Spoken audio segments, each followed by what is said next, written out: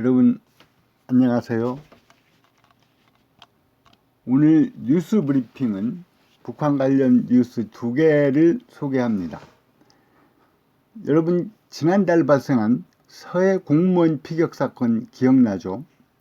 북한은 30일 조선중앙통신 보도를 통해 서해 공무원 피격 사건이 남조선 전역을 휩쓰는 코로나19로 인해 어느 때보다 긴장하고 위험한 시기에 예민한 열정수역, 우리로 말하면 NLL입니다. 에서 자기 측 주장을 자기 측 주민을 제대로 통제하지 못해서 일어난 사건이다 하면서 응당 남측에 우선적인 책임이 있다고 주장했습니다. 또 서해 해상의 수역에서 사망자의 시신을 찾기 위해 최선의 노력을 다했으나 결실을 보지 못해 유감스럽게 생각하며 앞으로도 적 필요한 조치를 지속적으로 취해 나가겠다고 밝혔습니다. 그러면서 우발적인 사건이 북남 관계를 파국으로 몰아가지 않기를 바란다고 강조했습니다. 또 다른 뉴스는 북한 선전 매체 우리민족끼리를 인용한 것인데요.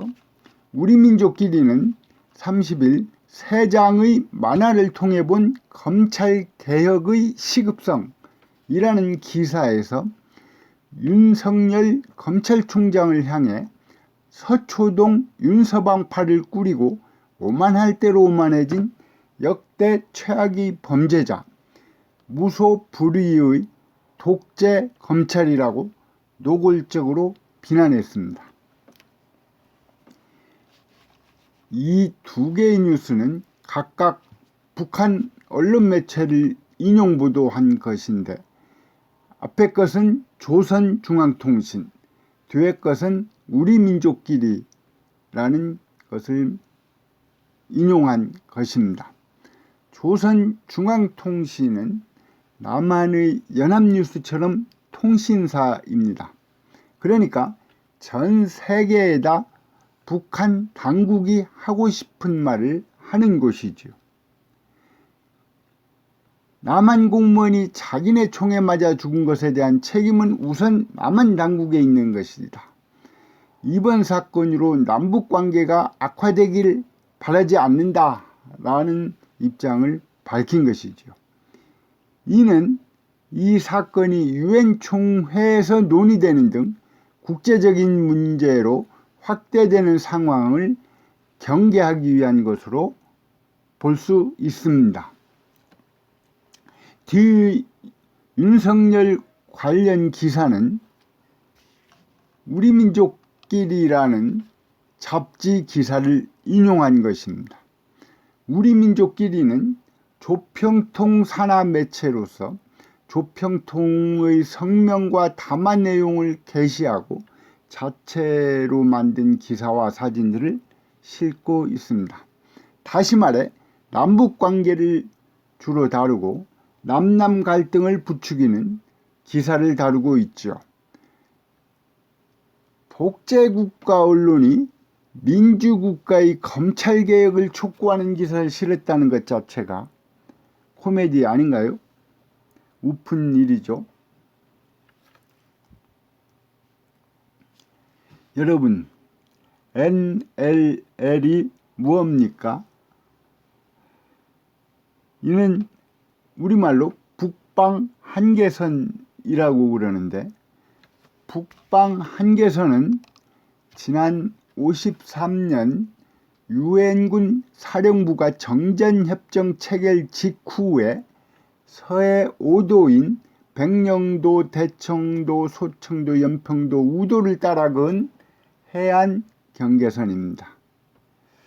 1953년 7월 정전협정 체결 당시 유엔군과 북한군은 육지에 대해서는 양측 대치 지점에서 군사 분계선을 긋고 이를 기준으로 남북 4km에 이르는 비무장지대를 설정하는데 합의했었습니다. 그러나 해상 경계선은 합의하지 못했는데 유엔군이 일방적으로 NLL을 설정한 것입니다. 북한이 유엔사의 NLL 설정 이후 20년 이상 아무런 이의를 제기하지 않다가 1991년 남북 기본합의서에 1958년 8월 유엔사령부는 남북 기본합의서에 남북 간 해상 불가침 구역은 해상 불가침 경계선이 확정될 때까지 지금까지 쌍방이 관할하여 온 구역으로 한다고 합의한 바 있습니다. 그 후 북한은 1999년 1차 연평해전을 일으켰으며 이를 계기로 9월 2일 특별 보도를 통해 북방 한계선의 무효를 주장하고 그들이 임의로 설정한 서해 해상 경계선을 구체적으로 제시하였습니다. 앞에 그림에 남북의 한계선을 차이가 있는 것을 볼 수가 있었죠. 그 후 2007년 14 공동선언에서 공동 어로 수역을 만들자고 합의한 바 있습니다. 그러나 이는 실현이 안 되고 NLL은 아직까지도 무력 충돌 여지를 안고 있는 것이지요. 이 지역은 꽃게가 풍부한 어장으로 해마다 6월쯤이 되면 중국 남북한의 어선들이 근거리에서 조업을 하는 곳이기도 합니다.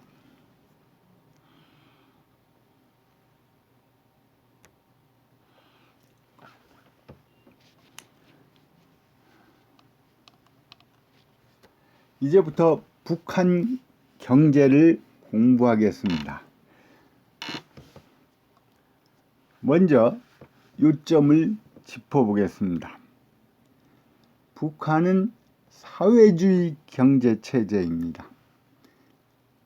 자본주의와 달리 생산수단을 국가가 소유하고 자원 배분을 중앙정부의 계획에 의해서 하는 것이지요. 북한의 경제사정은 1990년대 이후 사회주의 경제권의 붕괴로 9년간 마이너스 경제성장을 경험했습니다. 2000년대 이후에 경제회복정책이나 대외 원조가 증가되고 남북 경협이 확대되는 등에 의해서 그럭저럭 플러스 성장세를 유지하고 있는 중입니다. 그러나 여전히 산업 생산력은 아직 1980년대 후반의 60% 수준에 머물러 있습니다.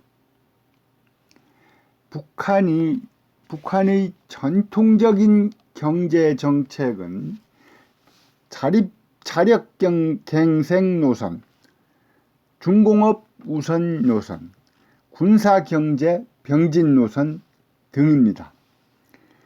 김정일 시대의 선군 경제 건설, 김정은 정권 또한 핵경제 병진 전략을 채택했었지요.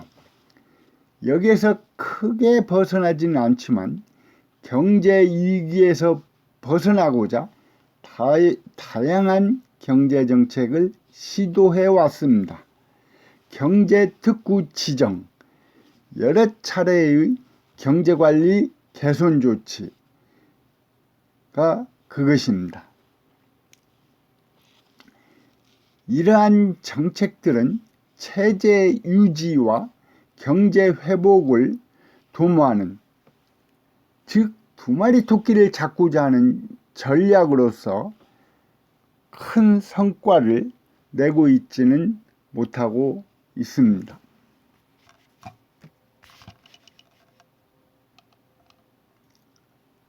북한에도 통계를 전담하는 기관이 있습니다. 하지만 북한 경제의 통계는 거의 외부에 알려지지 않고 있습니다. 가장 많이 인용하는 게 한국은행에서 발표하는 통계인데 이 또한 정확치가 않지요. 그래서 아웃라인, 윤곽이나 추세치 정도를 파악하는 데 유용한 자료라고 봐야 합니다.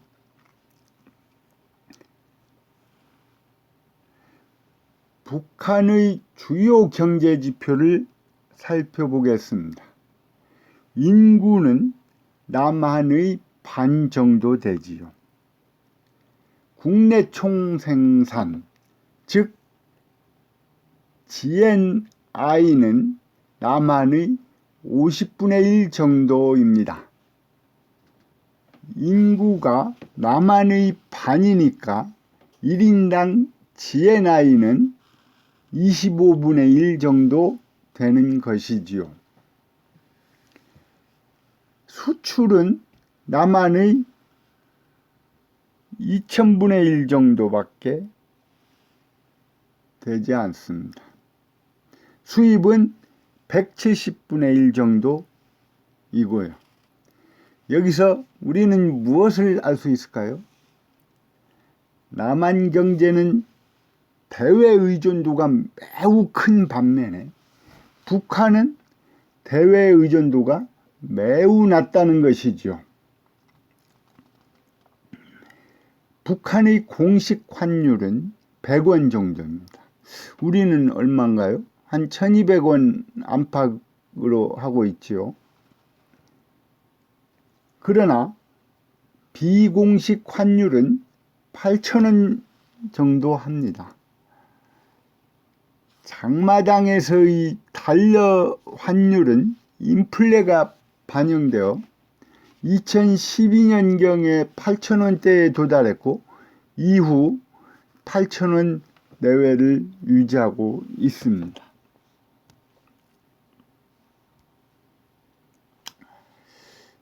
북한 돈을 몇 개 사진을 찍은 것이고요. 이 표는 남북한이 차이나는 몇 개 지표를 모아본 거예요. 석탄과 철광석 생산은 남한의 10배 정도 됩니다. 북한이. 그리고 철도 총연장도 남한보다 길어요. 물론 대부분 노후화되어 있지만요. 끝으로 우리나라는 자동차가 주 수출 품목이잖아요.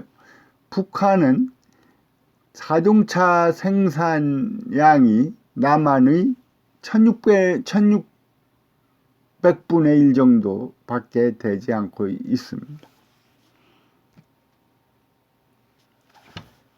이 표는 남북한의 경제 성장률을 비교한 거예요.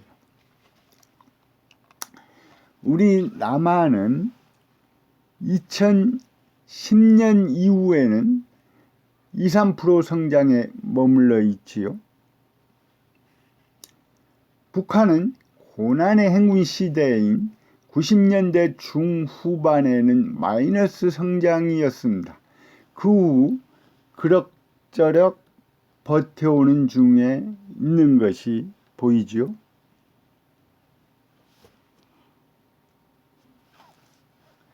북한은 봄, 가을로 국제상품 박람회를 여는데 직접 참관한 적이 있습니다.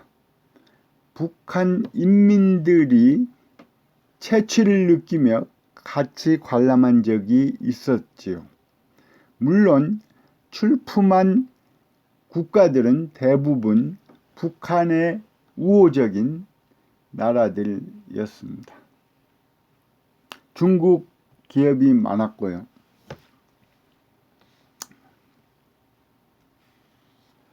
다음, 북한은 사회주의 경제체제라고 했습니다.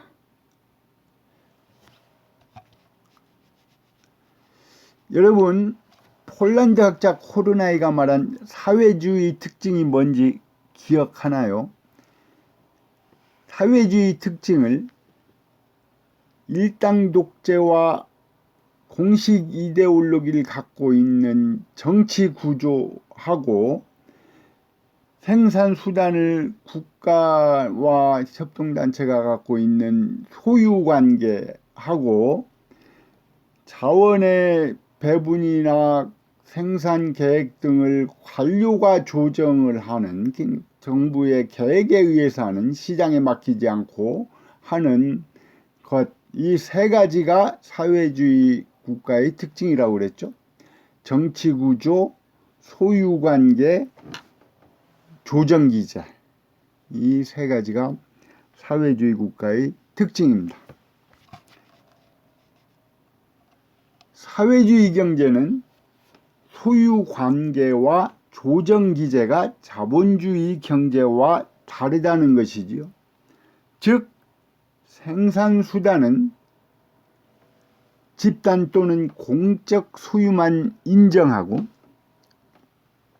자원의 배분은 중앙당국의 계획에 의해서 하는 것입니다.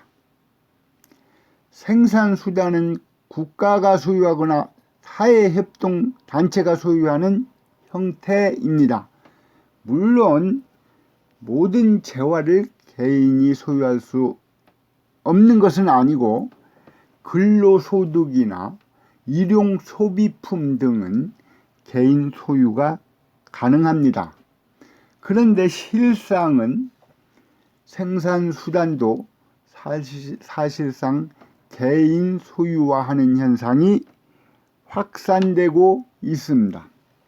예를 들면 장사나 각종 개인 경제활동을 통해 벌어들인 돈으로 공장이나 회사, 상가 등에 투자함으로써 사실상 생산수단을 개인적으로 소유하는 것이지요.